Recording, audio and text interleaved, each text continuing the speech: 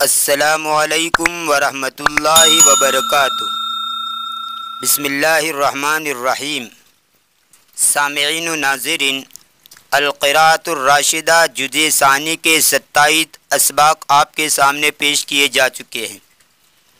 आज का हमारा ये वीडियो इसी किताब का सबक नंबर 28 है और मुख्तसर सा सबक है और ये मारूफ़ व मशहूर भी हैं।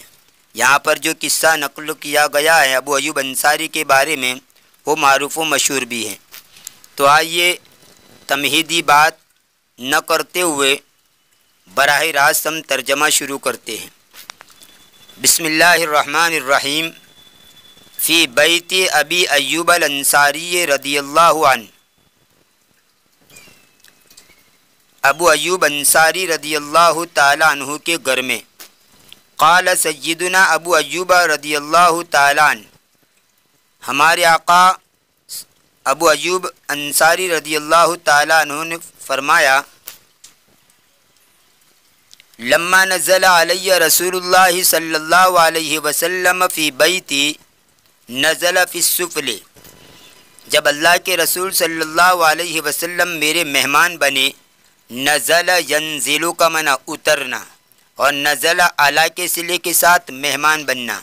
अल्लाह के रसूल मेरे ऊपर उतरे मतलब मेरे मेहमान बने। फ़ी बैती मेरे घर में, नज़ल फ़ी सुफ़ले तो वो निचली मंजिल के अंदर उतरे, यानी क़ियाम जो किया निचली मंजिल के अंदर किया। नज़ल का एक माना होता है मुसीबत, कोई मुसीबत लाई को तो उस मौके के ऊपर भी ये जुमला बोला जाता है नज़ल का। मिसाल के तौर पर, जो मुसीबतें तेरे ऊपर नाजिल हुई, जो मुसीबत जिन मुसीबतों का तुझे वास्ता पड़ा उन्हीं मुसीबतों का मुझे वास्ता पड़ा, यानी मैं भी उन्हीं मुसीबतों से दो चार हुआ जिन मुसीबतों से तू दो चार हुआ। तो आप ये जुमला कहेंगे नज़ल बी, या नज़ल के साथ बा का सिला लाएंगे। नज़ल बी मा नज़ल बेका। बिल्कुल शॉर्ट और बिल्कुल मुख्तसर सा जुमला है। अगर आपको अरबी के अंदर ये कहना हो कि जो मुसीबतें तेरे ऊपर आई वही मुसीबतें मेरे ऊपर भी आई, तो यहाँ पर कोई आना माना तकता लफ्ज़ नहीं लाएंगे, नज़ल लाएंगे। नज़ल बी मा नज़ल बेका, फिर आगे कहेंगे मिनल मसाइबी, जो भी आपको कहना हो, मिनल मसाइबी वल मुलिम्माति, मुसीबत का कोई लफ्ज़ लाएंगे। तो नज़ल बी मा नज़ल बेका, या मा मौसूला है कि मेरे ऊपर उतरा, यानी मुझे वास्ता पड़ा उन मुसीबतों से जिसका तुझे वास्ता पड़ा। खैर, तो नज़ल बा के सिले के साथ, इसका माना मुसीबत से या किसी भी चीज़ से दो चार होना। व अना व उम्मु अय्यूब फ़िल उलुवे, और मैं और उम्मे अय्यूब ऊपर की मंजिल में थे। सुफलुन का मना नीचे की मंजिल और उलून का मना ऊपर की मंजिल। फ़कुल्तु लहू, तो मैंने आपसे कहा, या नबी अल्लाह, अल्लाह के नबी, भी अभी अंत व उम्मी, मेरे माँ बाप आप पर कुर्बान हो, इन्नी लअकरहु व उअज़िमु अन अकून फ़ौक़का व तकून तहती, बिला शुबा मैं अलबत्ता नापसंद करता हूँ और मैं संगीन समझता हूँ कि मैं आपके ऊपर होऊँ और आप मेरे नीचे होवे, यानी ये मुझे गिरा गुजरता है और मुझे पसंद नहीं है कि मैं तो ऊपर रहूँ और आपकी ज़ात आली नीचे रहे। मैं ये पसंद नहीं करता हूँ और मेरे ऊपर गिरा गुजरता है। आज़म युअज़िमु इज़ामन, उसका माना होता है बड़ा करना, और एक माने यहाँ पर इसका मतलब होता है बड़ा समझना, नहीं संगीन, गिरा गुजरना, गिरा समझना। और फ़ौक़ का मना ऊपर और तहत का मना नीचे। फ़ज़हर अंत फ़कुन फ़िल उलुवे, तो आप ऊपर चढ़ जाइए। ज़हर है, ज़हरू का मना वैसे तो ज़ाहिर होना आता है और एक उसका मना होता है चरना, तो यहाँ पर यही माना है। फ़ज़हर अंत फ़कुन फ़िल उलुवे, आप ऊपर आप चढ़ जाइए और ऊपर हो जाइए, ऊपर की मंजिल में हो जाइए, यानी आप ऊपर की मंजिल का इंतखाब कर ली, ऊपर चढ़ जाइए, ऊपर रहिए।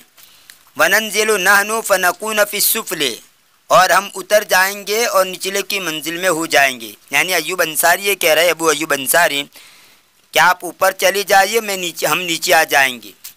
فقال تو اللہ کے رسول صلی اللہ علیہ وسلم نے فرمایا یا ابا ایوب اے ابو ایوب. یہ یا کے بعد ابا آیا، یعنی مرکب اضافی اگر ہو اور اس کے اوپر یا لگ جائے تو مرکب اضافی میں جو مضاف ہوتا ہے وہ منصوب ہو جاتا ہے. اور یہ ابو کا اعراب جو ہے مضاف کی شکل کے اندر، ابو ان کا جب کسی چیز کی طرف اضافت کی جائے تو ایسی صورت کے اندر اس کا جو اعراب ہوتا ہے مرفوع حالت میں واو ہوتا ہے، منصوب حالت میں الف ہوتا ہے اور مجرور حالت میں یا ہوتا ہے. تو یہاں پر ابا یہ الف جو ہے یہ گویا اس کا نسب ہے، یعنی یہ جو ہے اعراب بالحرف ہے.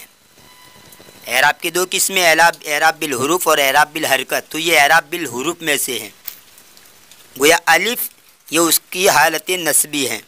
فقال جیسے ابو بکرن ہے تو یا لگائیں گے تو اب یا ابا بکرن کہیں گے، یا ابو بکرن نہیں کہیں گے بلکہ یا ابا بکرن. فقال تو اللہ کے رسول نے فرمایا ابو ایوب ان ارفق بنا و بمن یغشانا ان نکون فی سفل البیت، بلا شبہ ہمارے لیے اور ان لوگوں کے لیے جو ہمارے پاس آتے جاتے ہیں، ہمارے لیے سب سے زیادہ راحت اس میں ہے کہ ہم نچلے گھر کے نچلی منزل میں ہو. یا ارفق کو معنی مفید راحت رساں، راحت مند، راحت پہنچ، یعنی ہم نچلی منزل کے اندر رہوں اور میرے پاس لوگ آتے جاتے ہی رہتے ہیں تو ہمارے زیادہ راحت اسی میں ملے گی.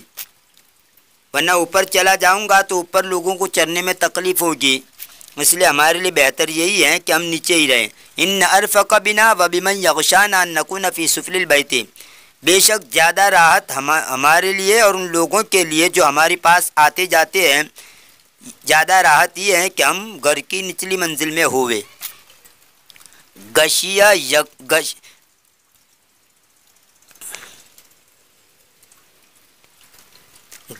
یغشا گشیانن اس کا معنی ہوتا ہے کسی جگہ پر آنا جانا، کسی جگہ پر. قال فقان رسول اللہ صلی اللہ علیہ وسلم فی سفلہ وکنہ فوقہ فی المسکن. ابو ایوب انصاری نے فرمایا کہ اللہ کے رسول اس کی نچلی منزل میں تھے اور ہم مسکن یعنی گھر کے اندر اس کے اوپر تھے. اللہ کے رسول صلی اللہ علیہ وسلم اپنی نچلی منزل میں تھے اور ہم اوپر کی منزل میں تھے گھر میں.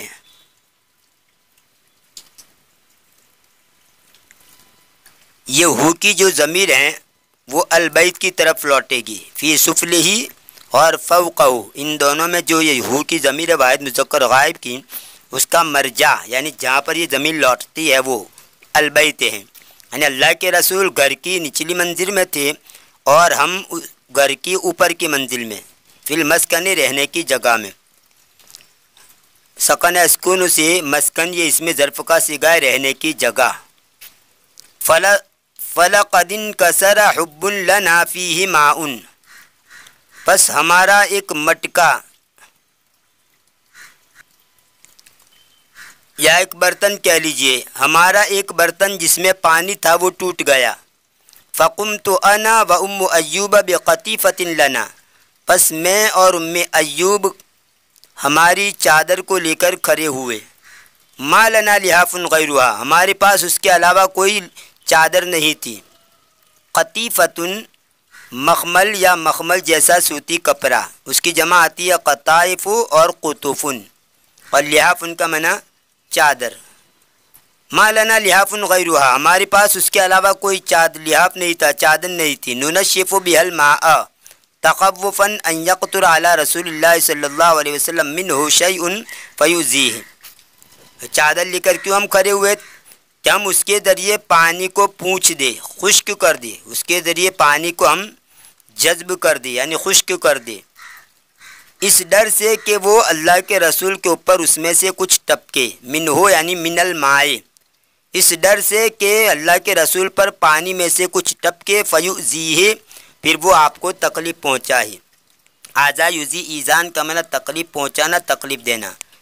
جیسے اللہ کے رسول کی حدیث ہے اوذیت فی اللہ ما لم یؤذ احد او کما قال علیہ الصلوۃ والسلام، کہ اللہ کی خاطر مجھے جتنا ستایا گیا کسی کو نہیں ستایا گیا۔ مجہول کا صیغہ ہے اوذیت فی اللہ، ما لم یؤذ یہ دونوں مجہول کے صیغے ہیں۔ اوذیت ماضی کا واحد متکلم کا مجہول کا صیغہ ہے، اور لم یؤذ یہ مضارع مجزوم کا واحد مذکر غائب کا صیغہ ہے۔ اوذیت فی اللہ ما لم یؤذ احد، مجھے اللہ خدا میں اللہ کی خاطر جتنا ستایا گیا کسی کو نہیں ستایا گیا۔ تو آزا یوزی ایزان کا معنی ستانا، اسی سے ہم بولتے ہیں ایذائے مسلم، یعنی مسلم کو تکلیف، مسلمان کو تکلیف پہنچانا۔ قال وَكُنَّا نَصْنَعُ لَهُ الْعَشَاءَ، ابو ایوب انصاری نے فرمایا کہ ہم آپ کے لیے شام کا کھانا بناتے تھے۔ ثم نبعث به الیہ، پھر ہم اس کو آپ کے پاس بھیجتے تھے۔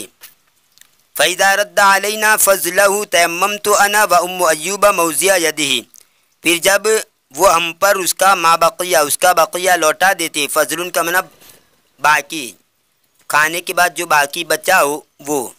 فَإِذَا رَدَّ عَلَيْنَا فَضْلَهُ، پھر جب وہ ہمارے پاس اس کا بقیہ، اس کا باقی کھانا جو ہے وہ لوٹا دیتے، تیممت انا و ام ایوب موضع یدی، تو میں اور ام ایوب آپ نے جہاں پر ہاتھ رکھا ہے اس کی جگہ کا ارادہ کرتے۔ تیممت انا و ام ایوب موضع یدی، میں اور ام ایوب اس کے ہاتھ کی جگہ کا ارادہ کرتے، یعنی جہاں سے آپ نے کھایا ہے وہاں سے کھاتے۔ فَأَكَلْنَا مِنْهُ، پھر ہم اس میں سے کھاتے، نبتغی بذلک البرکت، یہ برکتی پڑھیں گے، برکتہ غلط ہے کیونکہ یہاں مجرور بن رہا ہے حرف جر کی وجہ سے۔ بذالک البرکت، اس آپ کی برکت کو چاہنے کے ارادے سے۔ دیکھیں یہ تیممتو کے بعد جو انا کی ضمیر آئی، ایک گرامر کا ایک حصہ بتا دوں، ضمیر متصل کے اوپر جب بھی کسی اسم کو عطف کیا جائے، جیسے یہاں پر ام ایوب کا عطف کیا گیا ہے، یہ تا ضمیر جو ہے متکلم کی تیممتو، واحد متکلم کی ضمیر کے اوپر یہ فاعل جو ہے یہ اس کا فاعل بنتا ہے، تو یہ اس کا فاعل ہے۔ تو جب بھی ضمیر متصل کے اوپر کسی اسم کا عطف کیا جائے تو قاعدہ ہے کہ براہ راست عطف نہیں کر سکتے، بلکہ بیچ کے اندر جس چیز کے اوپر عطف کیا جا رہا ہے، جیسے یہاں پر تیممتو میں تا کے اوپر عطف کیا جاتا ہے اور واحد متکلم ہے، تو اسی اعتبار سے ضمیر بیچ میں واحد ضمیر منفصل میں سے ضمیر لائیں گے۔ جیسے یہاں پر تیممتو میں متکلم کی ضمیر ہے تو انا لایا گیا۔ اس کی دوسری مثال قرآن کریم کے اندر ہے اسکن انت وزوجک الجنت، اللہ تبارک و تعالیٰ نے حضرت آدم علیہ السلام سے کہا کہ آپ اور آپ کی بیوی جنت میں رہیے، اسکن انت وزوجک الجنت، تو یہاں پر دیکھیں اسکن کا معنی آپ رہیے، اس کے اوپر فاعل کی ضمیر کے اوپر عطف کیا گیا ہے زوجکا کا، لیکن بیچ میں ایک ضمیر لائے انت۔ اب چونکہ اسکن واحد مذکر حاضر کا صیغہ ہے اور یہ ضمیر واحد حاضر کی ہے، اس لیے یہاں پر ضمیر جو لائی گئی ضمیر منفصل وہ بھی واحد حاضر لائی گئی۔ بس اسکن انت، اگر اسکنو ہو تو آپ کہیں گے انتم، اسکن نہ ہو تو آپ کہیں گے انتن، تو جس کے اوپر بھی عطف کیا جائے جس ضمیر کے اوپر اسی کے مطابق ضمیر منفصل لائیں گے۔ خیر، تو یہاں پر تیممتو کے اوپر ام ایوب کا عطف کیا گیا ہے، اس لیے بیچ میں انا کی ضمیر لائی۔ حتی بعثنا الیہ لیلۃ بعشائہ، یہاں تک کہ ہم نے آپ کے پاس رات کو آپ کا شام کا کھانا بھیجا۔ وقد جعلنا لہ فیہ بصلا او ثوما، اور تحقیق کہ ہم نے اس میں آپ کے لیے پیاز یا لہسن رکھا، یعنی اس کھانے کے اندر پیاز بھی تھی اور لہسن بھی تھا۔ فردہ رسول اللہ صلی اللہ علیہ وسلم، اللہ کے رسول نے اس کو لوٹا دیا۔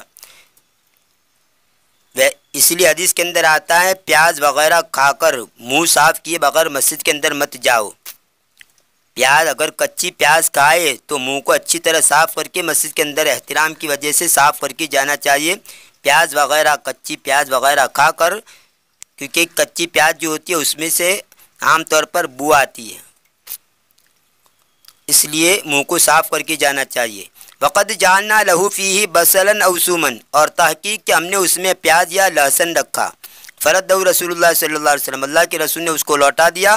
ولم ار لیدہ فیہ اثرا، اور میں نے اس میں آپ کے ہاتھ کا اثر نہیں دیکھا، یعنی کھانا بیچا تو کسی بھی جگہ پر ایسا نہیں لگا کہ اللہ کے رسول نے کھایا، کیونکہ کھاتے تو کسی جگہ کھانا بھی کم ہوتا اور وہاں پر آپ علیہ الصلوۃ والسلام کے کھانے کے نشانات ہوتے، لیکن کوئی اثر نہیں دیکھا۔ قال، تو ابو ایوب فرماتے ہیں فجئتہ فزیا، میں آپ کے پاس گھبرایا ہوا آیا، فزین یہ حال بنے گا، گھبراتا ہوا آیا۔ فقلت یا رسول اللہ بأبی انت و امی رددت عشاءک، میں نے کہا اللہ کے رسول میرے ماں باپ آپ پر قربان ہو، آپ نے آپ کا شام کا کھانا لوٹا دیا، آپ نے آپ کا شام کا کھانا لوٹا دیا۔ ولم ار فیہ موضع یدک، اور میں نے اس میں آپ کے ہاتھ کی جگہ کو نہیں دیکھا، یعنی آپ نے کھانا کھایا ہی نہیں جس کی وجہ سے وہاں پر آپ کے ہاتھ کے نشانات ہو، میں نے اس میں آپ کے ہاتھ کی جگہ نہیں دیکھی۔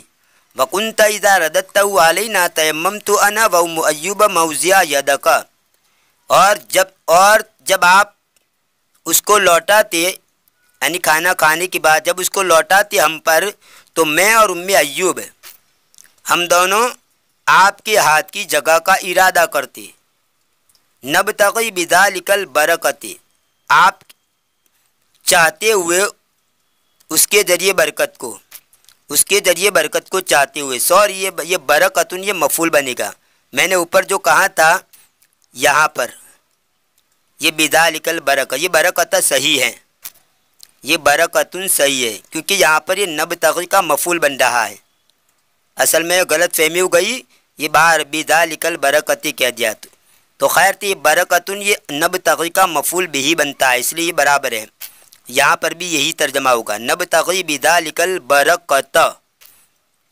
نبتغی بذالک البرکۃ، چاہنے اس کے ذریعے برکت کو چاہنے کے ارادے سے، یعنی آپ جہاں ہاتھ ڈال کر کھاتے تھے اسی جگہ پر میں ہاتھ ڈالتا تھا۔ قال انی وجدت فیہ ریح ہذہ الشجرۃ، آپ نے فرمایا بلا شبہ میں نے اس میں اس پودے کی بو پائی، شجرتن کا معنی درخت کو بھی کہتے ہیں، اور پودے کو بھی، چھوٹا ہو تو پودا اور بڑا ہو تو درخت، اس پودے اشارہ کر رہے ہیں پیاز اور لہسن کی طرف، میں نے اس میں اس پودے کی بو پائی۔